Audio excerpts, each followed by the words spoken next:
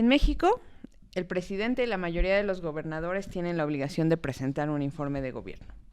Hace un par de días, Alfredo del Mazo Maza, gobernador del Estado de México, como lo dicta el artículo 77, fracción octava de la Constitución Política del Estado Libre y Soberano de México, presentó el suyo, el sexto. Este es el último de su gobierno.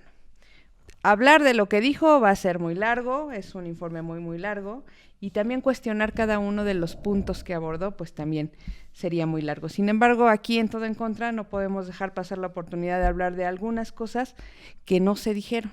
No tiene que ver tanto con lo que dijo, sino lo que no se dijo en el informe y que están ahí, ¿no? Desde hace mucho tiempo y que también forman parte de lo que la gente debería saber. Bienvenidos a Todo en Contra, bienvenidos a la audiencia. Hoy, como ya es costumbre, pues contamos con la presencia de Janet Estrada y Carlos Pérez. Bienvenidos. Buenas noches. Pues vamos a empezar. Este programa decidimos titularlo Sexto Informe de Gobierno, Ficción y Realidades. Lo titulamos así porque pensamos que el informe es una ficción. Todos los datos que se utilizan, toda la numeralia que se usa están descontextualizados y parece que se habla de una cosa que realmente no es el Estado de México. Y también lo titulamos Ficción y Realidades porque fuera hay unas realidades que parece que no se ven. Precisamente ese día de la presentación del informe estaban afuera las mujeres del colectivo Haz Valer Mi Libertad. Ellas estaban haciendo la protesta que llevan ya más de 90 días, 96 días me parece, y que pues no han sido atendidas, y fue una cosa ahí muy extraña afuera. ¿Cómo vieron el informe, Jan? Pues creo que, bueno, retomando esto que dices acerca de las mujeres que estaban protestando ahí, que integran el colectivo Haz Valer Mi Libertad, pues es una imagen muy ilustrativa de la ficción, ¿no? Porque, bueno, si recordamos, que más adelante lo voy a hablar, pero este gobierno se dijo ser un gobierno de las mujeres.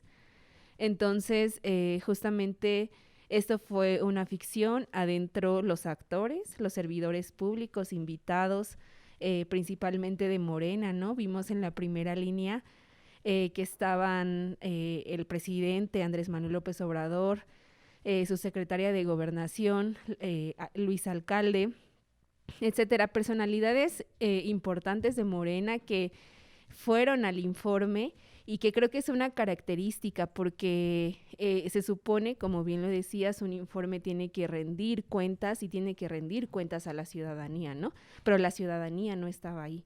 Estaban personas que trajeadas, como bien lo señalaba las integrantes del colectivo Haz Valer Mi Libertad, pero no la sociedad, no la ciudadanía interesada, ¿no? Y sobre todo, pues creo que fue muy ilustrativo lo que pasó afuera con el colectivo, tratando de justamente ser escuchadas por estos servidores públicos que no quisieron pues escucharlas, ¿no? Que las acordonaron, que las rodearon, que les impidieron pues hacer uso de su derecho al diálogo con los servidores, bueno, con el gobernador Alfredo del Mazo, que nunca se prestó al diálogo con las mujeres, ¿no? Las mujeres de a pie, las mujeres de los sectores populares, las mujeres que han vivido injusticias, las mujeres trabajadoras que caminamos todos los días pues a nuestras casas, a la escuela, etcétera. Entonces, pues ese fue mi balance de este informe de gobierno.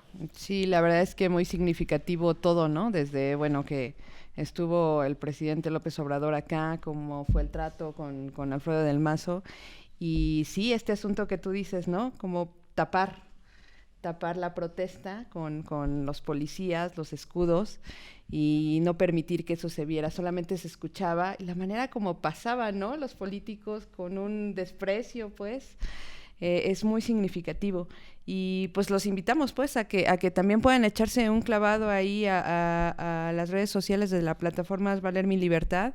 Ahí están los videos, y creo que es muy interesante ver esa situación. Además, también los invitamos a que puedan compartir este video y pues estar ahí, ¿no? Al pendiente de nuestras propias redes. Carlos, ¿tú cómo viste el informe?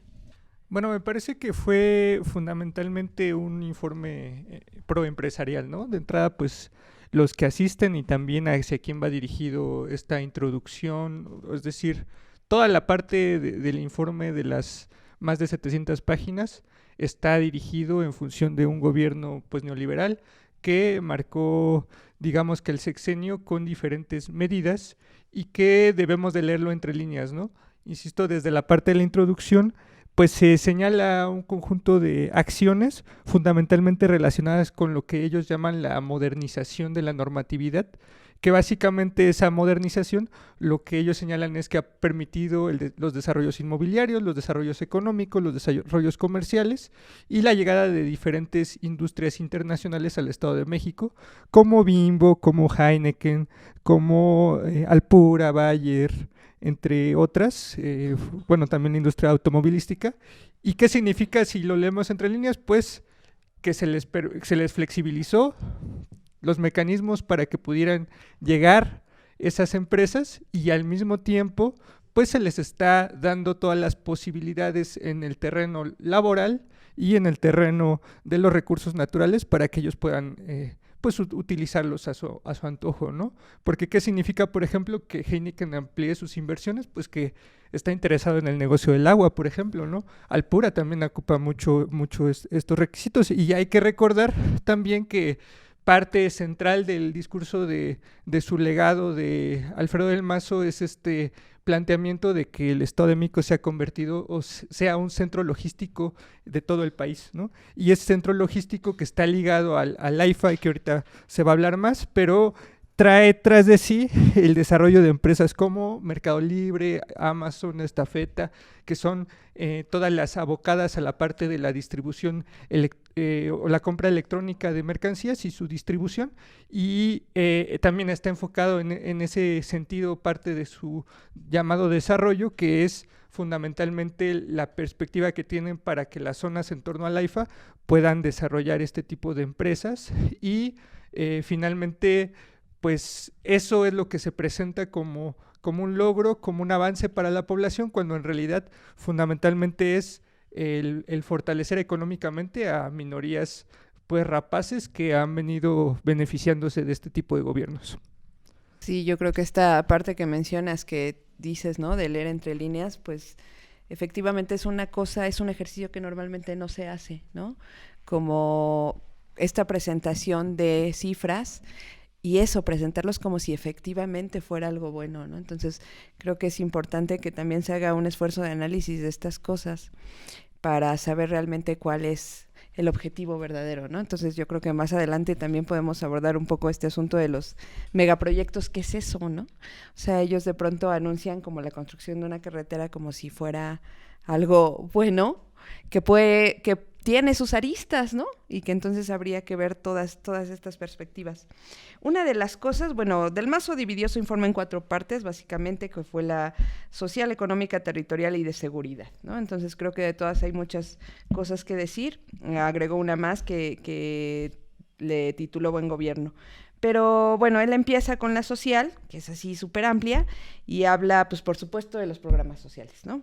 El salario rosa y familias fuertes, que son las que él estuvo impulsando durante todo el sexenio. Y bueno, los programas alimentarios que, como dice nuestro compañero Ali Pacheco, que hoy anda en la parte técnica, son programas clientelares, ¿no?, operados por los seccionales del PRI. ¿Qué onda con estos programas, no? ¿Cómo funcionan? ¿Cómo los ven ustedes? Bueno, hay una perspectiva que tenemos que tener clara cuando hablamos de los programas sociales del gobierno del Estado, que es que fundamentalmente son programas asistenciales, ¿no? ¿En qué consiste eso? Bueno, pues prácticamente desde el gobierno de Salinas de Gortari se modificó esta lógica de políticas universales y derechos sociales, y más bien se planteó la iniciativa de focalizar apoyos para supuestamente atender a los más necesitados, ¿no? Pero bueno, en el fondo tenía que ver con una lógica que actúa en 2 sentidos, ¿no? La electoral y creo que ya más perfeccionado en los últimos gobiernos el tema del saqueo de recursos. Básicamente es un diagrama que hacen de familias fuertes donde se identifican los principales programas del gobierno estatal. Ahí van a poder encontrar lo del salario rosa, van a poder encontrar lo de las despensas, entre otras.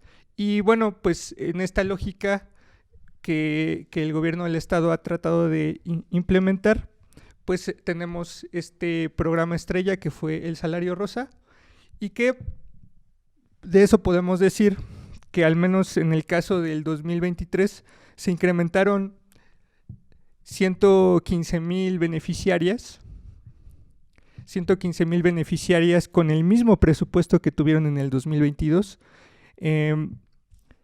Esta perspectiva, digamos que lo que generó fue que prácticamente se redujera hasta un 91% los apoyos que se entregaron a las beneficiarias, y eso digamos que permitió fundamentalmente una perspectiva electoral, lo cual también se replicó en el inicio del programa, que fue en el 2018. Y también otra característica que presentó el Salario Rosa desde su origen ha sido esta lógica organizativa clientelar que fundamentalmente estuvo enfocada en cómo presentar la lógica de los apoyos, ¿no?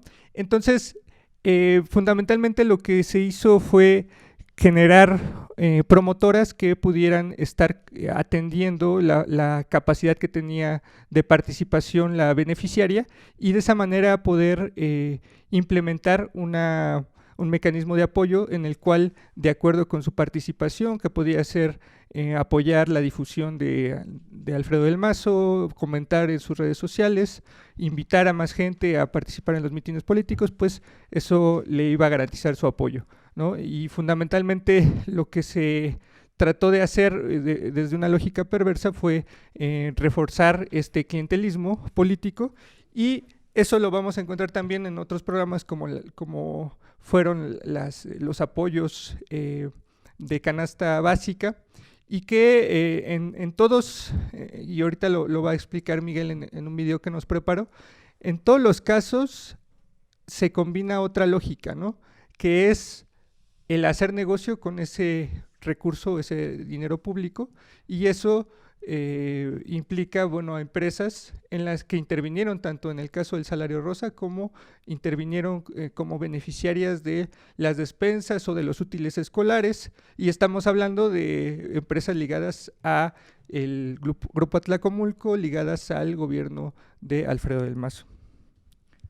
Jen, este asunto del Salario Rosa, los programas. Sí, pues bueno, justamente ya Carlos comentó más o menos cómo funciona esta estructura del Salario Rosa, pero creo que sería importante o es importante analizar el Salario Rosa justamente por lo que se comentaba al inicio, ¿no? Es decir, el Salario Rosa estaba dirigido a las mujeres y las mujeres eran el objetivo principal, no solamente de la campaña de Alfredo del Mazo, ¿no? En su tiempo, en el 2017-2018, sino en el gobierno. Y bueno, Carlos ya comentó algunas cosas del Salario Rosa, pero creo que es importante decir que este salario, el Salario Rosa, pues se dividía en 9 programas más que tenían la intención, digamos, de llegar a varios sectores o cubrir diferentes rezagos, ¿no? Ya sea en lo educativo, en el campo, en lo laboral, etcétera. Y bueno, es importante decirlo porque pues vamos a ponerlo en cifras, ¿no? El 51.4% de la población en el Estado de México son mujeres. Y Alfredo del Mazo en su informe de gobierno reconoció que la mayoría de estas mujeres y la mayoría de su población objetivo de este Salario Rosa, que son mujeres de 18 a 59 años, están en situación de pobreza y un porcentaje menor en situación de pobreza extrema, ¿no? Entonces, lo que él decía es que estas ayudas del Salario Rosa, este programa social que se divide en 9, como ya les comenté, iba a combatir la desigualdad de género y a resarcir la pobreza. Y me parece muy interesante porque, bueno, obviamente no lo logra, pero vamos a pensar, ¿no? O sea, ¿por qué no lo logra? Primero, porque el Salario Rosa es un programa, y así lo voy a decir porque así es, machista, ¿no? En todos los eventos a los que Alfredo del Mazo asistía, no se cansaba de decir que la entrega del salario rosa les permitía sacar adelante a la familia y les permite ayudar a todas las mujeres. Este programa está dirigido a las amas de casa, primero para reconocerles el gran esfuerzo que hacen, el trabajo, porque es un trabajo, lo que hacen es un trabajo de todos los días. Y bueno, de ahí parte como este concepto de salario, ¿no? Porque él está diciendo que les va a pagar a las mujeres por lo que hacen todos los días en el hogar, que es conocido como el trabajo doméstico y de cuidados, para reconocerlas. Y hasta ahí suena más o menos bien, pero el problema viene cuando lo analizamos desde una perspectiva feminista, desde una perspectiva económica, porque si lo está planteando como un salario, pues es un salario por debajo del mínimo, ¿no? Porque recordemos que el apoyo es de 2,400 pesos bimestrales, es decir, 1,200 al mes, y en la actualidad el salario mínimo es alrededor de 6,200 pesos, ¿no? Entonces, para empezar, ahí ya tenemos un problema, ¿no? No es un salario. Después, diferentes economistas, feministas, gente que se dedica a estudiar estos programas sociales dicen, bueno, tampoco está llegando a las personas que tiene que llegar, porque una de los requisitos para que tú puedas acceder al salario rosa es que tengas credencial de elector y que tengas un comprobante domiciliario que conste donde vives, ¿no? Y la población más vulnerable, las mujeres más vulnerables, muchas veces no tienen acceso a esos dos requisitos. Ese ya es otra limitante de que no está llegando a las personas más vulnerables. Pero también es muy importante analizar pues este discurso que comentaba al principio, ¿no? Esta línea de que quiere reconocer el trabajo, de que les quiere dar el dinero a ellas, porque las mujeres son las que administran bien el dinero, porque las mujeres son las que sostienen el hogar, y eso es preocupante porque en lugar de estar combatiendo la desigualdad de género, la refuerza con este discurso, ¿no?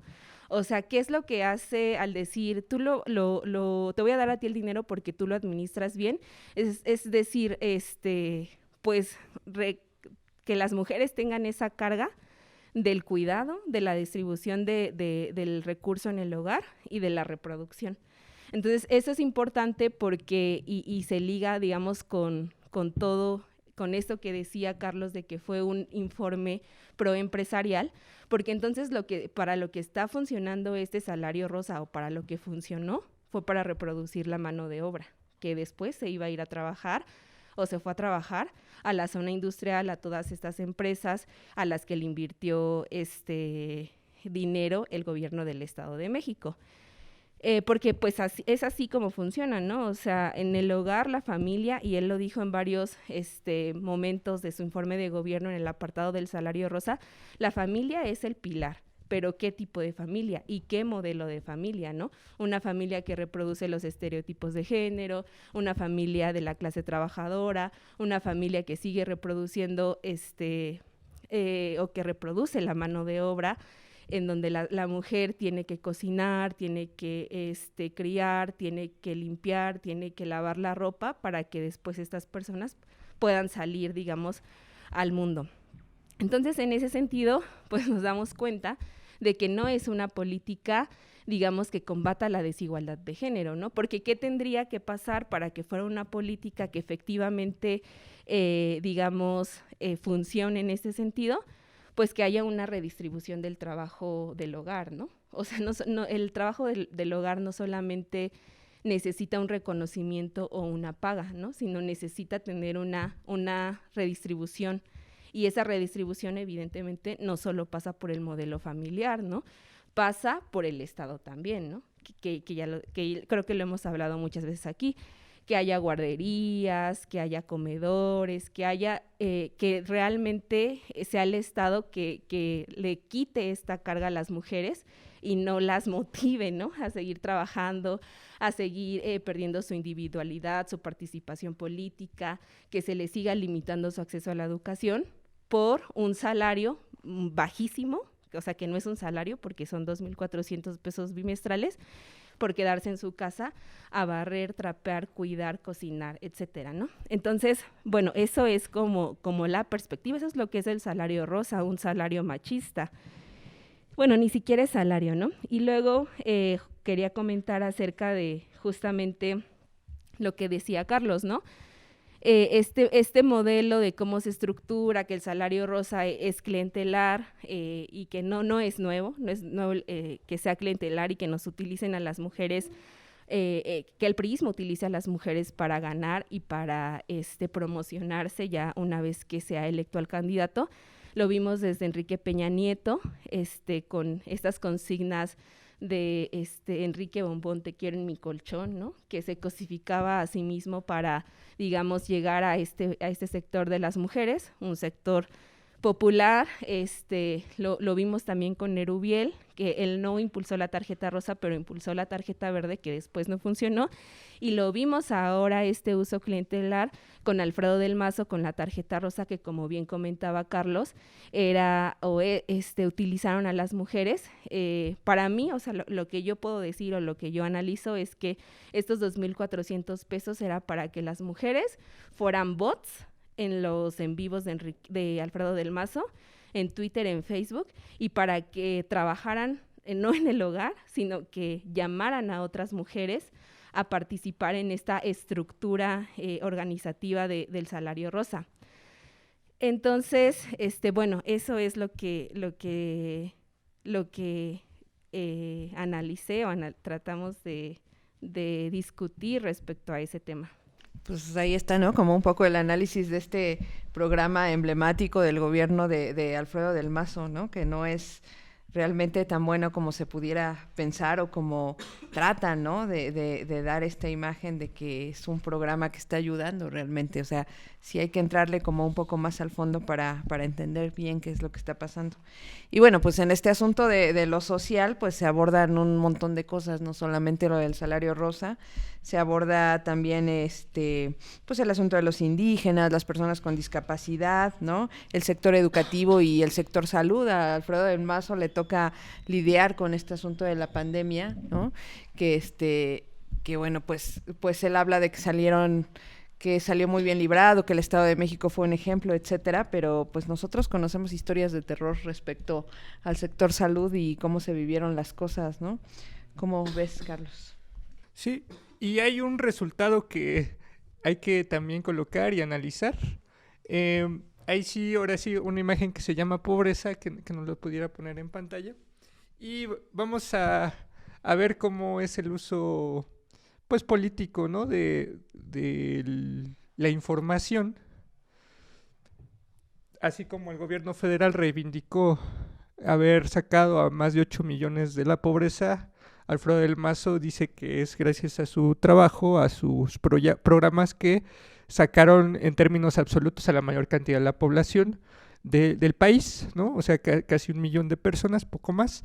Ahí pueden ver un poco las mediciones que se presentan y que, pues, fundamentalmente es este acomodo político de un factor que tiene que ver con cómo se ha construido el actual, sobre todo el actual gobierno federal ha construido su política, ¿no? Yo creo que básicamente en el terreno de la pobreza tendríamos que observar que la medición del Coneval que ellos están retomando se hace en base a la Encuesta Nacional de Ingresos y Gastos de los Hogares del Instituto Nacional de Geografía y Estadística, que ya si quieren quitar la imagen, que básicamente lo que hace esta encuesta es identificar pues que mejoraron los ingresos de muchos hogares en el país. ¿Y a qué se debió? Pues fundamentalmente son 2 elementos: el tema de las remesas, ¿no? Y el tema de los apoyos sociales.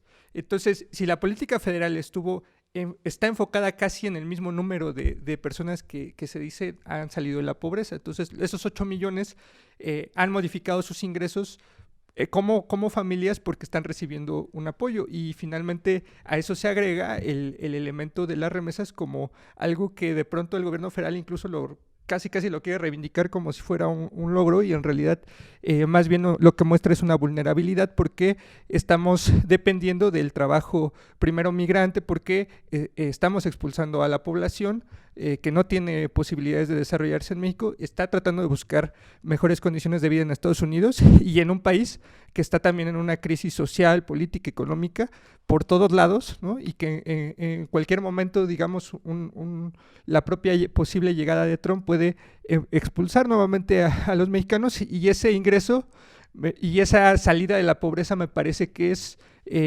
una especie de espejismo, ¿no? Porque en la vía de los hechos depende de esos recursos públicos que estén ingresando, depende de esas remesas, y depende, pues, insisto, como de un momento político y económico que me parece que sigue siendo vulnerable, y que también lo principal sería identificar que no está en posibilidades de que sea una lógica ascendente, ¿no? Es decir, que la pobreza ahora sí que como que la estemos combatiendo y la podamos superar, sino en la vía de los hechos es un momento en el que gracias a los ingresos nacionales, que también igual ahí tiene que ver el tema, por ejemplo, del costo del petróleo y demás, que ahorita, ¿no?, le permite al gobierno dispersar más recursos económicos, ¿no?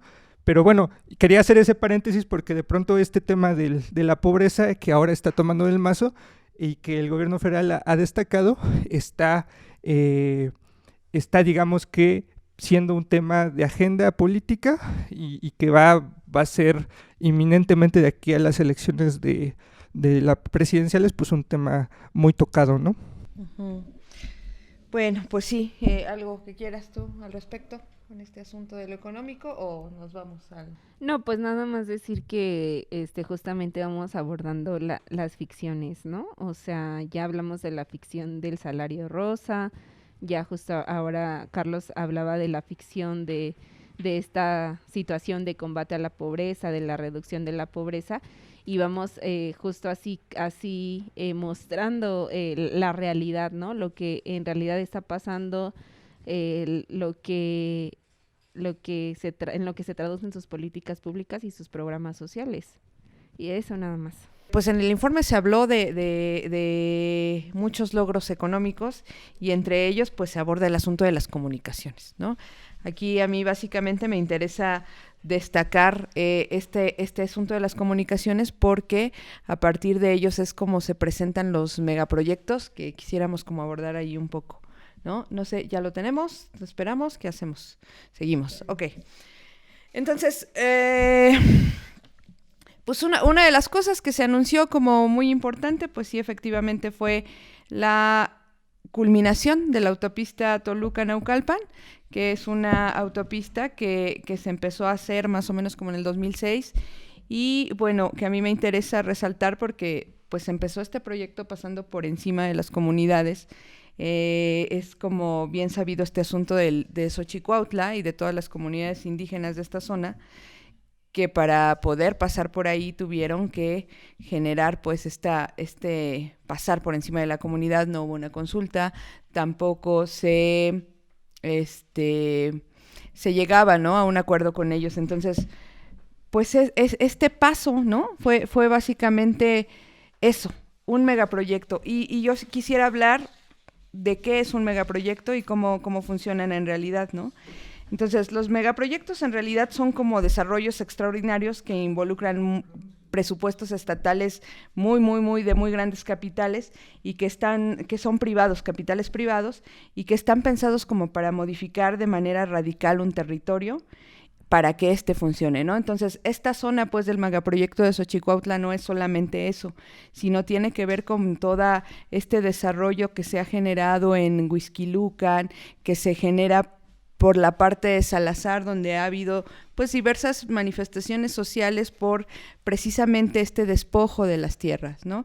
Entonces, no es solamente pues la inauguración de la carretera Toluca-Naucalpan, sino todo lo que se genera alrededor y cómo funciona esta estructura del Estado para poder tener estos proyectos que en realidad no benefician a la comunidad por la que están pasando, y que a lo mejor ni siquiera benefician tanto, ¿no?, a la comunidad. También es importante mencionar, pues en el Estado de México, esta construcción del aeropuerto del AIFA y pues toda esta parte de la comunidad de los 12 pueblos que están ahí, Portecalco, Zumpango, etcétera, que lo que hacen es exactamente lo mismo, ¿no? Entonces, yo recuerdo que algunos de los comuneros de ahí, de cerca del AIFA, comentaban, ¿no?, que en realidad ellos no tenían ningún beneficio con la construcción del aeropuerto y que pues se pasa por encima para poder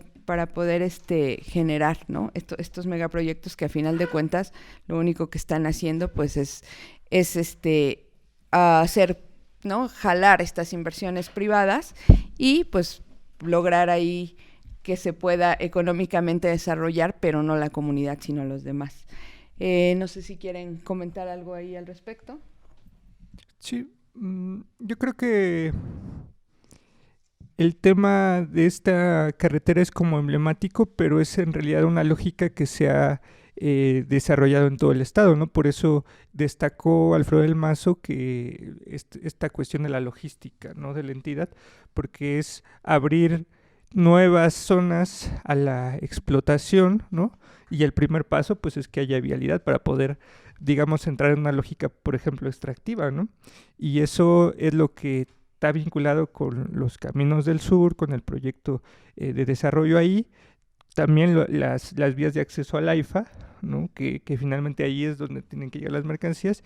Y en el caso del Valle de Toluca, con esta lógica de crecimiento y expansión de la ciudad, que es lo que nos han hablado de pronto Dante Álvarez y los compañeros que están en temas de movilidad, que se ha construido una ciudad cada vez más extendida, ¿no?, donde requieres más vialidad, donde requieres más la lógica vehicular, para que ahora sí que se pueda desarrollar desarrollos inmobiliarios, para que puedas digamos que mantener esta creación permanente de vías de comunicación, como también una política de Estado en la que pues prácticamente es lo que ellos también promueven y que de pronto un sector de la población como que cree que es un cambio, ¿no? El hecho de ver que están pavimentando, que están haciendo una nueva vialidad. Pues estamos, ¿no?, en esto del tema técnico. No sé si los compañeros quieran hacer otro intento, a ver si podemos escuchar a Miguel Ángel. Le pedimos a nuestro público que nos avise si se escucha bien. Miguel, vamos a pasar con él. Buenas noches, auditorio de Todo en Contra. Mi nombre es Miguel Ángel Alvarado, soy periodista de Toluca y director editorial del medio electrónico Viceversa Noticias. Estoy aquí para hablar de un tema importante que tal vez se conoce poco, y es acerca de cómo el gobierno de Alfredo del Mazo, a pesar de que fue un gobierno bastante omiso en sus obligaciones sociales, de seguridad, etcétera, y quedó mucho a deber, no por eso dejó de implementar rutas disfrazadas de legalidad que le permitieron a ciertas personas, a ciertos grupos, enriquecerse. En esas licitaciones, en esos contratos, se presentan a competir pues solos, no hay nadie que les haga contrapeso, y por lo tanto se llevan cantidades importantes de dinero. Una de ellas es una empresa que se llama Zumbi, así con Z, Zumbi Servicios Profesionales, que da consultoría, que da asesoría a el gobierno del Estado de México y que fue constituida muy apenitas en el año 2019. Bueno, pues esta consultoría o esta empresa tiene 4 contratos con el gobierno del Estado de México por 2.754 millones de pesos. Quien primero encontró rastros de esta empresa Zumbi fue la periodista local Violeta Huerta, quien halló los primeros contratos, que entre dos sumaban 1.171 millones de pesos y habían sido celebrados en 2021 y 2022. Estos contratos tenían los distintivos CSA 92-2021 y CA 392-2022. Estos contratos habían sido firmados por coadyuvar a dependencias del gobierno, tales como Finanzas, Desarrollo Social, Comunicación Social, la Secretaría General de Gobierno, y se trataba básicamente de realizar consultorías, ¿no? Después, un funcionario, José Guadalupe Hernández, que es presidente del Comité de Participación Ciudadana, abordó el caso y encontró otros 2 contratos, entonces, que ya sumaban los 2,000 millones de pesos mencionados al principio, ¿no? Realmente nadie sabe todavía quién es el dueño de esta empresa Zumbi, a pesar de que quienes han trabajado con ellos refieren que hay elementos suficientes como para decir que pertenecen, o por lo menos está inscrito en un esquema de prestanombres o testaferros de la familia del Mazo. La familia del Mazo, pues encabezada por Alfredo del Mazo Maza. Del Mazo ha dicho que su gobierno es transparente, que su gobierno ha cumplido, que su gobierno ha tenido la oportunidad de servir al Estado de México, y así lo hace constatar en un informe, el 6º informe de gobierno, al que acudió pues el presidente Andrés Manuel López Obrador como invitado especial. Este informe no ha sido cuestionado por nadie, ¿no? O por muy pocos, ¿no? Además es un informe, el informe público tiene más de 700 páginas, y ya el informe con los anexos y con todo lo demás debe estar rebasando los 5,000 las 5,000 fojas, y son varios volúmenes, porque además se tienen que añadir los ejercicios anuales de los 5 años anteriores, ¿no? Entonces es muy difícil o muy laborioso abordar. Sin embargo, la realidad que se puede ver, bueno, pues está en las calles, en nuestros bolsillos, en nuestra situación de seguridad, en nuestra situación social y en la situación económica boyante de este tipo de empresas, ¿no? La empresa Zumbi, retomando el tema, bueno, sabemos quién es su representante. Su representante legal es un tal Jorge Curi Zip, que es un joven que firma los contratos junto con otras 2 personas, que es Alondra Maldonado y Daniela Hernández, que también aparecen como representantes legales. Pero fuera de eso no se sabe más, ¿no? Zumbi en el Estado de México se encargó, por ejemplo, de repartir los recursos del programa estrella de Alfredo del Mazo, que es el Salario Rosa. Este programa será abordado por otro de mis compañeros ahí en el foro, pero es uno de los programas pues estructurados para funcionar de manera electoral, aprovechándose pues de las necesidades de un sector de la población, en este caso las mujeres, ¿no? En algún momento el diputado local Daniel Cibaja dijo que este programa se trataba de una dispersora, esta empresa se trataba de una dispersora de dinero y que practicaba el outsourcing. Eso es cierto, de acuerdo a los testimonios que hemos recabado, y que además está involucrada en el caso de los Panama Papers. Trabajadores afectados por esas prácticas laborales refieren que los verdaderos dueños son justamente miembros de la familia del Mazo. Y otra periodista, Teresa Montaño, encontró que las oficinas de Zumbi, por ejemplo, no están en las direcciones reportadas y documenta un cobro al gobierno mexiquense por 120 millones de euros bajo el concepto de asistencia técnica, ¿no? Ese cobro fue recientemente documentado por esta periodista también mexiquense. José Guadalupe Hernández, el presidente del Comité de Participación Ciudadana, ha estado investigando el caso desde el año pasado e incluso un poquito antes, y pues a él ha seguido, ha abordado esta empresa, acudiendo a los módulos de transparencia y acceso a la información pública de la Secretaría de Finanzas, pero se ha encontrado con muchas dificultades, ¿no? Para poder investigar eso, por ejemplo, tiene que estar de pie, con la carpeta en la credenza, grabando audio, tomando fotos o video, y todo porque no le quisieron entregar las pólizas de pago de Zumbi. En vez de eso, las autoridades prefirieron mostrarle todo el expediente de contratación, pero condicionado, apostando al desgaste a que no pueda ir, a que se desista antes de que termine de revisar las 13,000 hojas que componen ese legajo. La empresa da 3 direcciones físicas. Una está ubicada en la Ciudad de México, en la calle Hidalgo de la Colonia San Ángel, en la delegación Álvaro Obregón. Y la otra está en Toluca, la capital mexiquense, en la calle de Constituyentes 940. La última está ubicada en el Corporativo Santa Fe 505, en el piso número 1, en la mezanina de la avenida Santa Fe 2B, en Coajimalpa, en la capital mexiquense. De acuerdo con estas investigaciones, pues Zumbi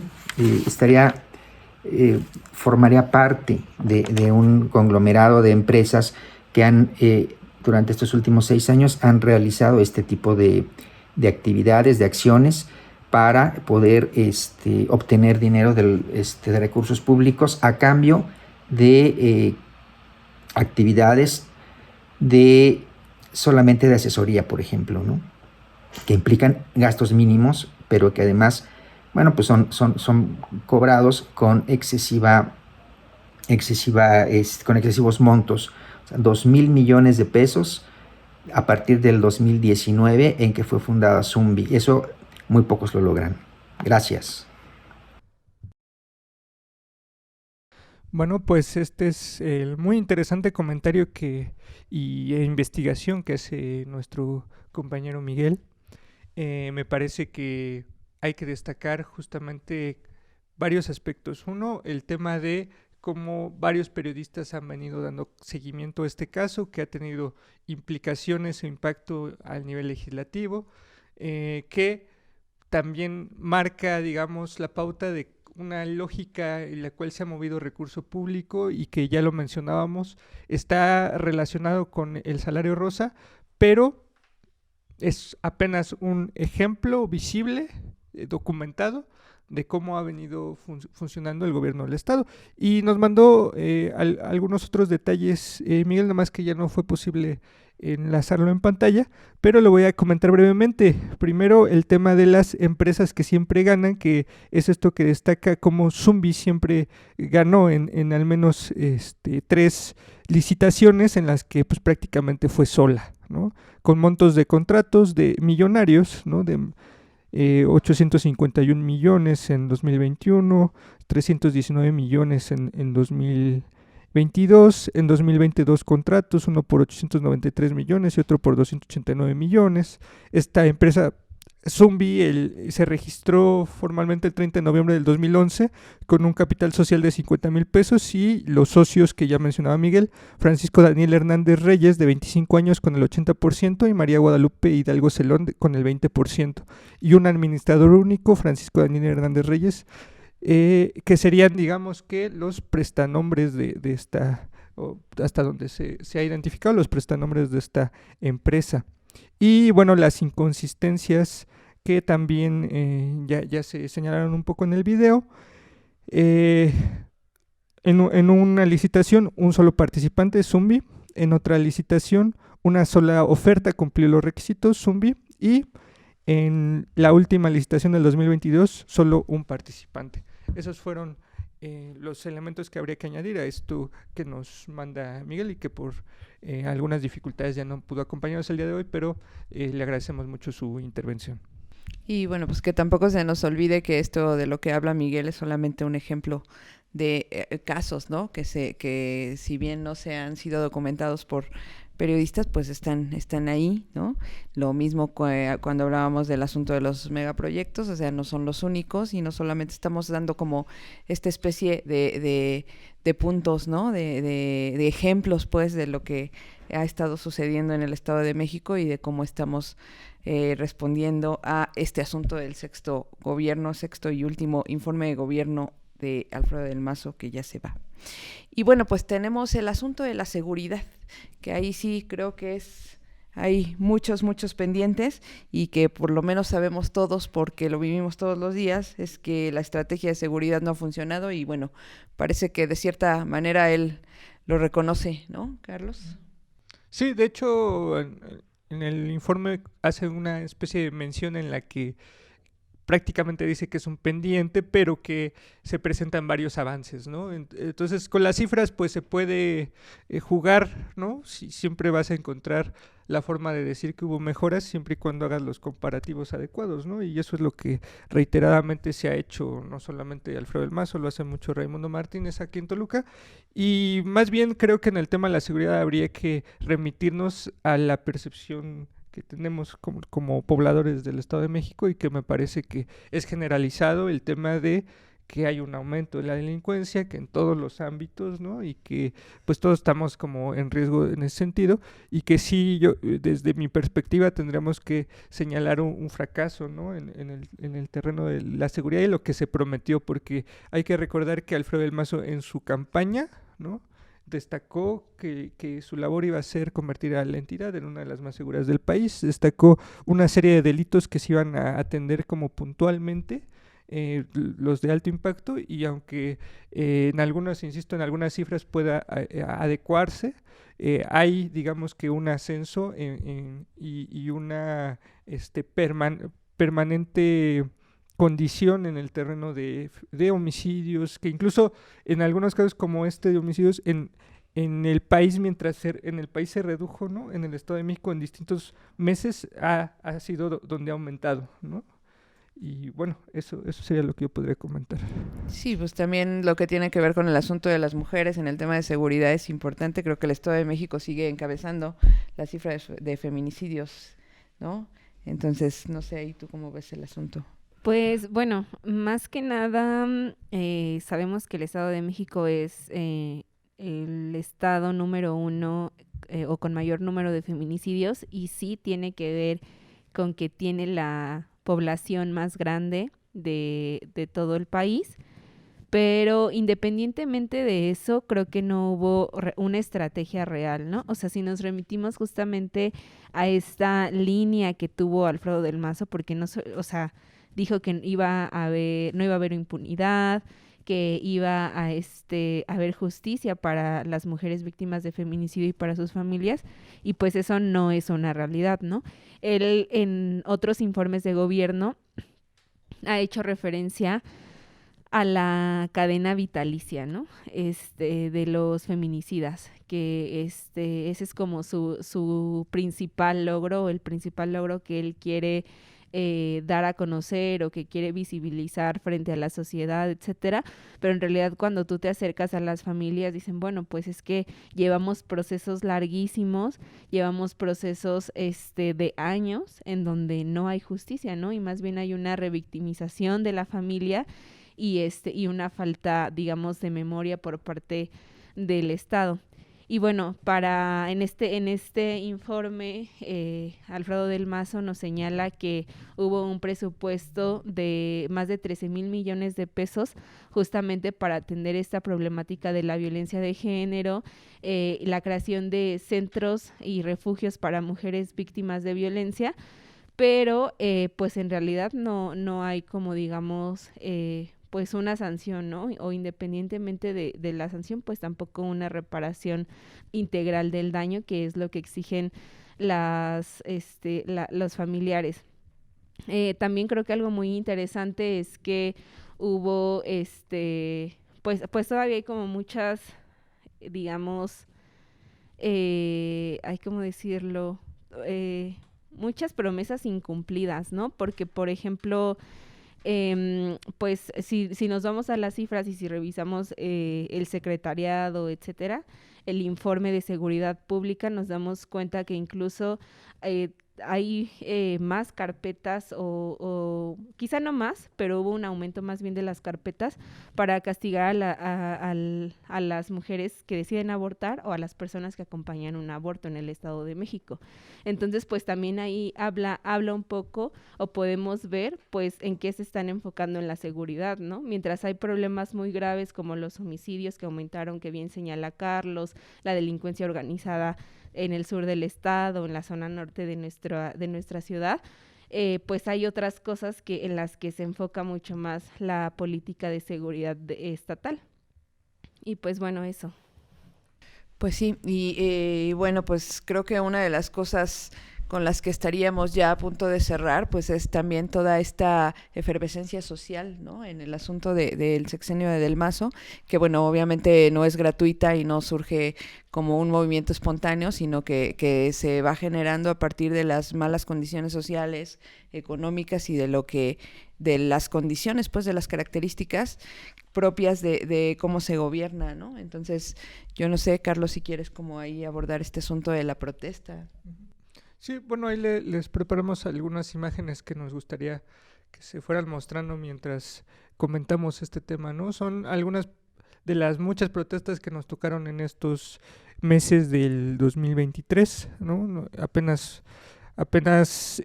algunas de las múltiples movilizaciones, y es que cuando nos preguntábamos cómo analizar el sexenio de Alfredo del Mazo, pues pensábamos que lo mejor sería contrastarlo con la exigencia social, ¿no? La exigencia social que se presentó en todo momento en la entidad y que si la comparamos con lo que pasaba en sexenios anteriores, hay un aumento, un ascenso de esta lucha social, de la movilización.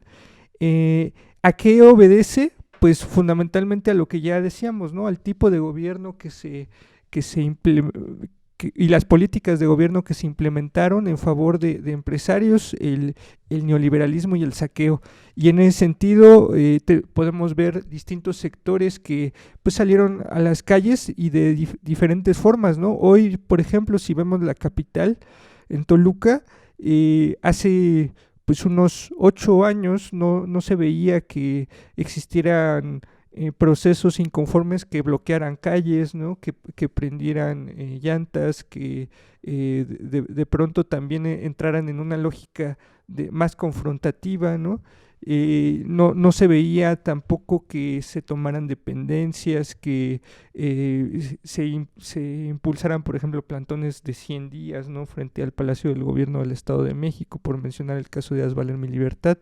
Y me parece que eso es como el principal legado que nos deja Alfredo del Mazo, no es el que él quisiera, sino es más bien una expresión social de inconformidad, de rechazo que va a marcar mucho la agenda del gobierno de Delfina. A mí me parece que pues va a ser pues fundamental lo que pueda hacer, pero lo que le exija a la sociedad, ¿no? Y yo creo que sí hay un buen sector de estos movimientos, entre ellos el caso del ICEMIM, entre ellos el caso de los pueblos indígenas que hoy han en muchos lugares avanzado a plantear la necesidad de crear municipios indígenas y que van a estar desde el primer día de gobierno seguramente de Delfina frente a Palacio.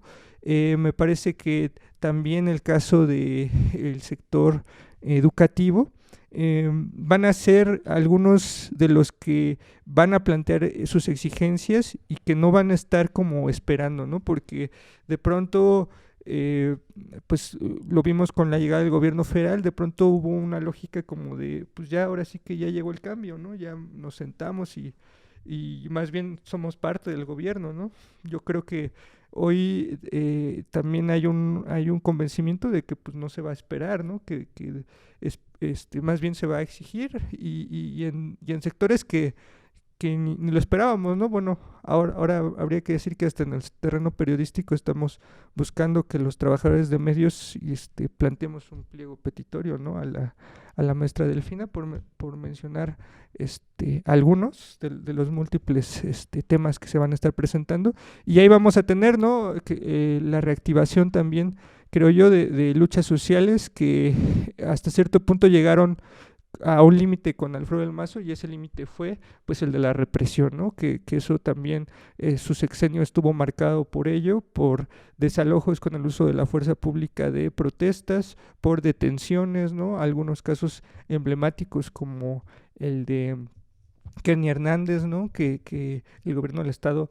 ha empujado también estas sentencias en contra de ella, y que en ese sentido pues hay mucho que voltear a ver, ¿no? Sí, así es.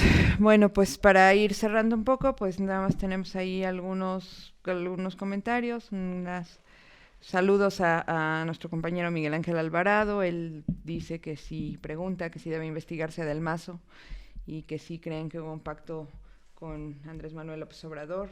Estela Cuellar dice que gran fracaso del gobierno de Del Mazo en el tema de seguridad, ¿no? Entonces, bueno, pues ahí se van como delineando las respuestas. Creo que hemos estado más o menos hablando de eso. Y yo creo que pues ya para ir cerrando, pues brevemente el comentario final, Jan, en un minutito.